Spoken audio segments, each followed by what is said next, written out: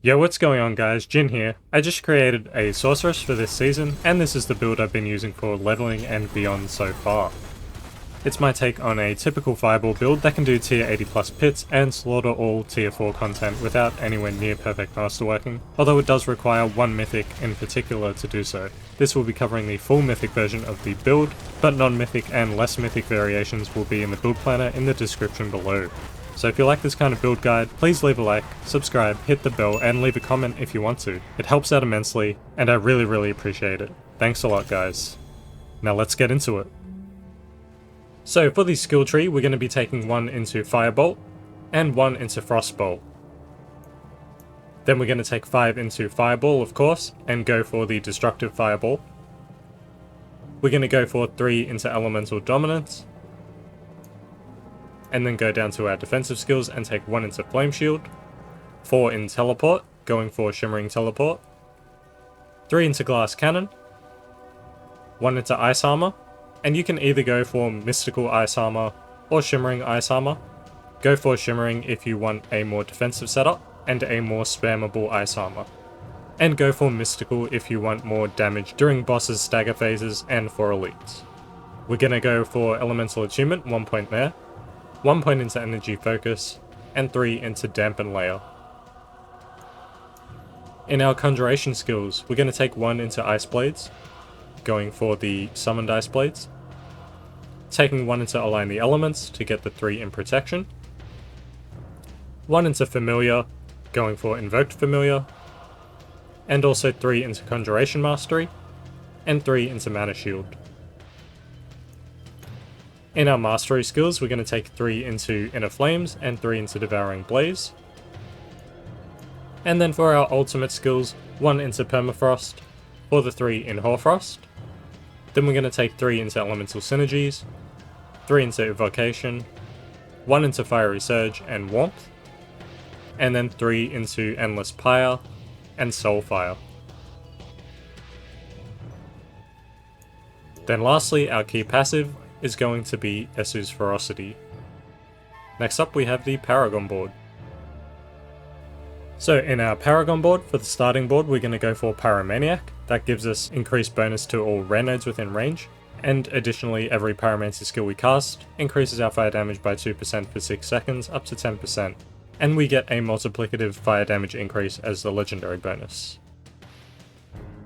For our second board, we're going to go ahead and take the Burning Instinct board, and we're going to put in the Destruction glyph here. So critical strikes increase all damage the enemy takes from us by 2% for 10 seconds, up to 12%. The legendary bonus is a big increase in critical strike damage, and whenever we take 5 dexterity within range, we also get increased critical strike damage. Our third board is going to be Fundamental Release, and our glyph is going to be Tactician. So we'll deal 10% increased damage for 4 seconds after casting a defensive skill. This duration is increased by 4 seconds for each defensive skill not on the action bar. It also grants us a bonus to all rare nodes within range, and the legendary bonus is a damage increase. For our fourth board, we're going for Searing Heat, and our glyph is going to be Elementalist. So dealing fire, cold or lightning damage to an enemy increases all damage we deal to them by 5% for 10 seconds, stacking once per element. Just like Tactician, we also get a bonus to all rare nodes within range, and the legendary bonus is an increase in non-physical damage. For our fifth and final board, we're taking Frigid Fate. Our glyph is going to be Unleash, which grants us a bonus to all magic nodes within range, and after spending 50 mana we do 8% increased damage, and gain 25% increased mana regeneration for 3 seconds.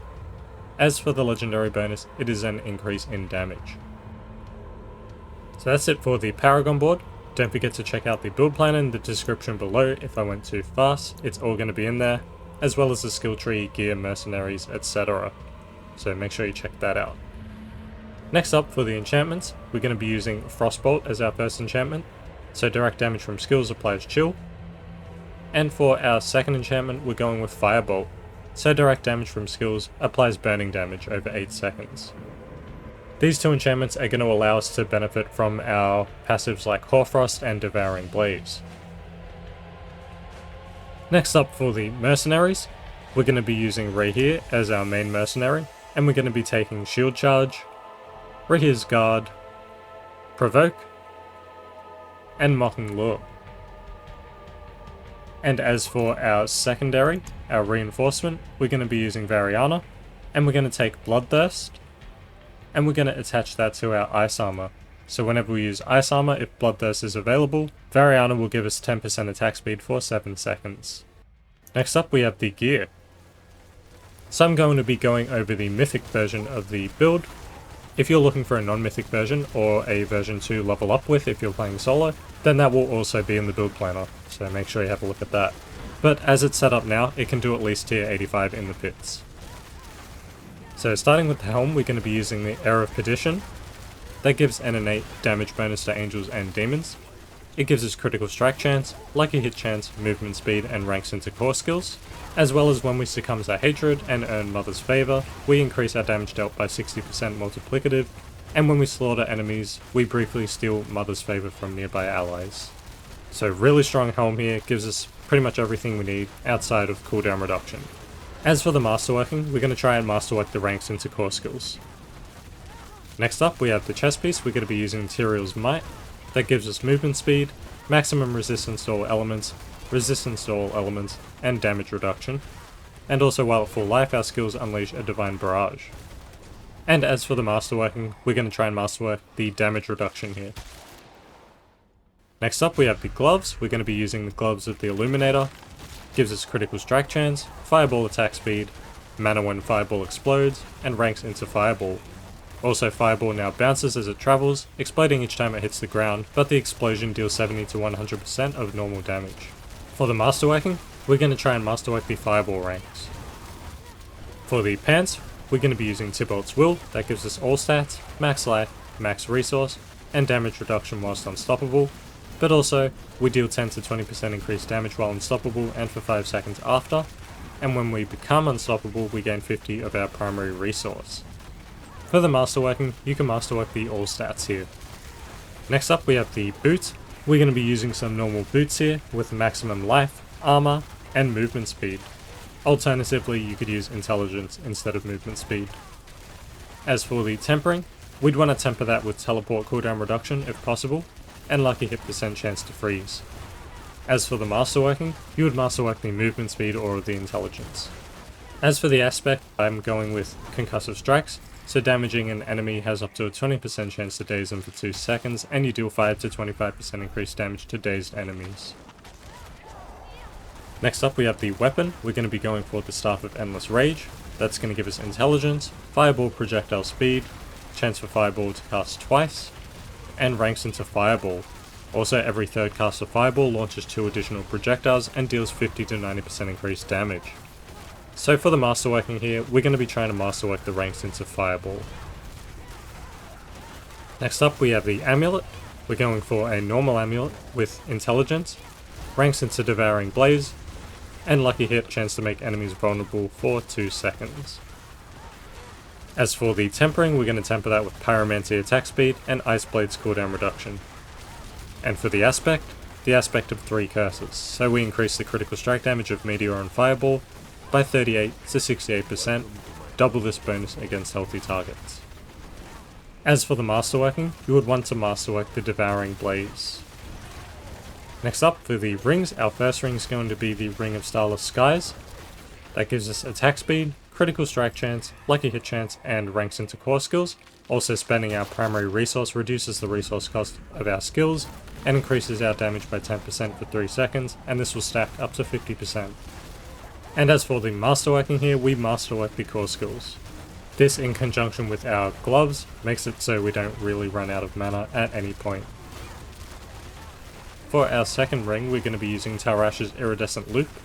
That gives us lucky hit chance, non-physical damage, cooldown reduction, and ranks into potent warding. Also casting a Pyromancy Shock or Frost skill increases our damage by 10 to 25% for 8 seconds, stacking once per element. Casting again will refresh all bonuses if the previous skill was a different element. And for the masterworking, we're going to masterwork that cooldown reduction. For the gems, we're going for the skulls in all the jewellery for that armour, and we're going for the topazes in 2 of our armour pieces for that intelligence. As for the runes, we're going to be using Tam and Teb in one of our armor pieces.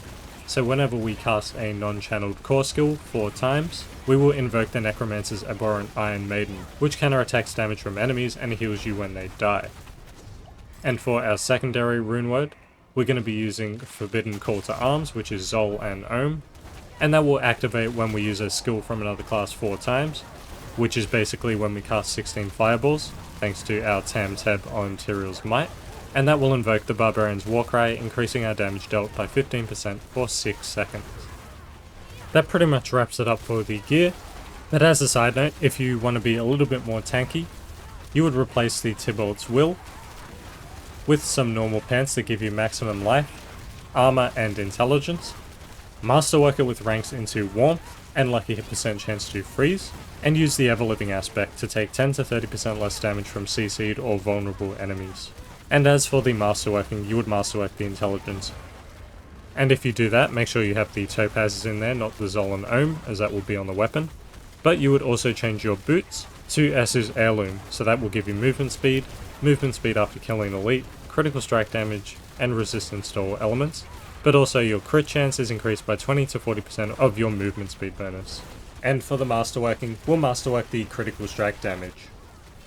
That pretty much wraps it up for the build. I know Sorcerer isn't the strongest class this season, but you can still at least do all of tier 4 no problem. So if you enjoyed the video or made it this far, please leave a like, subscribe, and hit that notification bell. Leave a comment down below if you feel like it. Have a nice day, hope to see you in the next video. Bye!